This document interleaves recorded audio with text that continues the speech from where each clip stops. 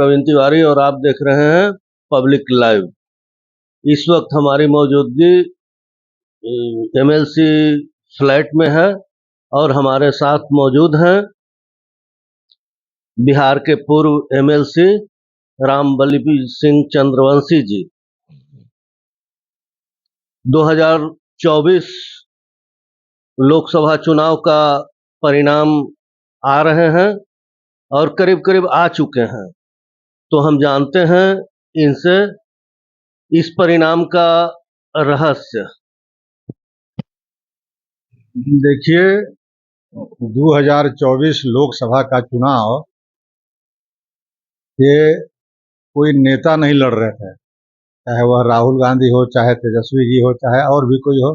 ये जनता लड़ रही थी और जनता इसलिए लड़ रही थी कि जो जनता की समस्याएं हैं, जैसे सबसे बड़ी समस्या है महंगाई की, दूसरी बड़ी समस्या है बेरोजगारी की, तीसरी बड़ी समस्या है कि नौकरी की 30 लाख वैकेंसीज भारत सरकार में रहते हुए अभी तक बहाली नहीं की गई। उसी तरह से कई और चीज़ों का प्राइवेटाइजेशन हो रहा था, यानी संविधान के साथ छेड़छाड़, आरक्षण के साथ छेड़छाड़ और लोकतंत्र के साथ अल्टीमेटली छेड़छाड़ हो रहा था। इन सब बातों से एक बिहार नहीं, भारत का दलित वर्ग का तबका हो, चाहे पिछड़े वर्ग के तबके हो, चाहे और अन्य वर्ग के लोग हो, ये सब लोग नाखुश थे नरेंद्र मोदी के कार्यशैली से। अब इसके वजह से भीतर भीतर पूरी तरह से नरेंद्र मोदी के खिलाफ आक्रोश था। वह आक्रोश पूरे हिंदुस्तान में दिखाई दिया। यह अलग बात है कि तेजस्वी के हठधर्मिता के कारण या बेवकूफ़ी के कारण बिहार में वो चीज़ें दिखाई नहीं दी, नहीं तो बिहार में भी वो चीज़ें दिखाई देती जो बगल के उत्तर प्रदेश में दिखाई दिया, बंगाल में दिखाई दिया, झारखंड में दिखाई दिया। बिहार में भी राजनीतिक रूप से ज़्यादा कॉन्शस लोग हैं, लेकिन उस विरोधियों के नेतृत्व यहाँ कर रहे थे तेजस्वी जी, और तेजस्वी जी गंभीरता इन्होंने इस चुनाव में नहीं दिखाई। वो अपना सिर्फ क्रेडिट लेने के चक्कर में न टिकट बंटवारा में सही ढंग से उन्होंने काम किया और न चुनाव कैंपेन में बहुत ढंग से उन्होंने प्रदर्शन किया, जिसका नतीजा हुआ कि मात्र 9-10 सीटों तक ये सिमट गई और एनडीए का प्रदर्शन अपेक्षा के अनुसार बिहार में बेहतर हुआ। लेकिन जब पूरे देश में, खास करके हिंदी पट्टी बेल्ट में, पूरे देश का मतलब आधा तो भारत, दक्षिण भारत में तो भाजपा कहीं है ही नहीं, लेकिन हिंदी पट्टी में जहां भाजपा थी वहां पर भी भाजपा का प्रदर्शन अच्छा नहीं हुआ। और आप समझ लीजिए कि कहां भाजपा 303 थी पहले और आज घट करके 239 पर आ गई।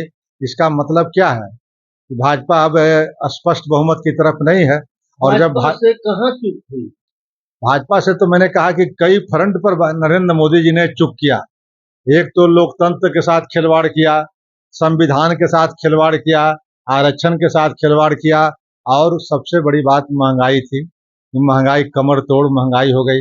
अब बड़े बड़े पूंजीपतियों को घोटाला करके उन्होंने भारत से बाहर भेजने का, अब देखे होंगे कि न्यायालय ने भी, सर्वोच्च न्यायालय ने कहा कि अगर सरकार चाहती तो उन्हें भगोड़ों को पकड़ सकती थी भारत के अंदर, लेकिन सरकार ने छूट दे रखा, उसको भागने के लिए समय दे दिया। तो इस तरह की बातें बड़े बड़े पूंजीपतियों को ये गोदी मीडिया के द्वारा, तरह तरह के एग्जिट पोल के द्वारा, साइकोलॉजिकल वातावरण के द्वारा 400 पार का नारा देते रहे। और एग्जिट पोल में भी 400 पार दिखाया जा रहा है। हाँ, तो वो तो स्वाभाविक है ना, वो तो सब पैसे का खेल था और ये मोदी जी का तंत्र था। और मोदी जी का तंत्र जो था मीडिया पर पूरी तरह से हावी हो गया था। तो जितना भी मीडिया हाउसेज है वे सभी लोगों ने स्पष्ट बहुमत दिखा दिया, 400 के आसपास दिखा दिए। कितने लोगों ने तो 400 पूरे दिखाया, लगा कि उनको डर है कहीं न कहीं नरेंद्र मोदी से। तो इस तरह की स्थितियां जो है वह नरेंद्र मोदी को विवश करती है कि अब सत्ता छोड़ करके बाहर संन्यास ले लें, नहीं तो इससे भी ज्यादा उनका गंजन लिखा हुआ है। हमारा पब्लिक लाइव का तो एग्जिट पोल करीब करीब सही साबित हुई है सर। वैसे आपसे जानना चाहेंगे अगला प्रधानमंत्री कौन?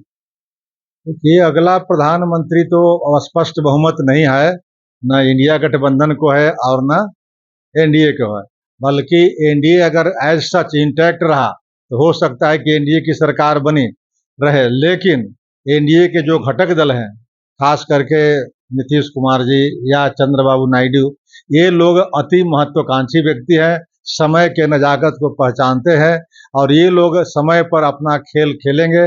आज से ही खेला शुरू हो गया है। इसलिए अगर इनके कॉस्ट पर कोई प्रधानमंत्री एनडीए में बना तब तो स्वीकार है, और ऐसा अगर नहीं हुआ तो ये लोग खुद प्रधानमंत्री के रेस में कूद जाएंगे, चाहे वो चंद्रबाबू नायडू कूदें, चाहे आपका नीतीश कुमार कूदें। और कांग्रेस जो है या कांग्रेस के जो इंडिया गठबंधन के लोग हैं, इस तरह के परिस्थितियां उत्पन्न करेंगे कि नीतीश कुमार जी भी इंडिया गठबंधन के साथ आ जाएं। और जब नीतीश कुमार जी अब इंडिया गठबंधन के साथ आ जाएंगे तो निश्चित मानिए कि नीतीश कुमार इतने बड़े मैनेजमेंट के खिलाड़ी हैं कि कई और दलों के भी कुछ सांसदों को लेकर के आ सकते हैं। वैसी स्थिति में इंडिया गठबंधन के साथ स्पष्ट बहुमत हो जाएगा और तब सरकारें भी बन जाएगी। आगे फिर देखिए। कुल मिला के कहा जाए तो अब जोड़ तोड़ खरीद फरोख्त की राजनीति शुरू होने वाली है हिंदुस्तान में। आप देखते रहें पब्लिक लाइव। मिलते हैं एक ब्रेक के बाद।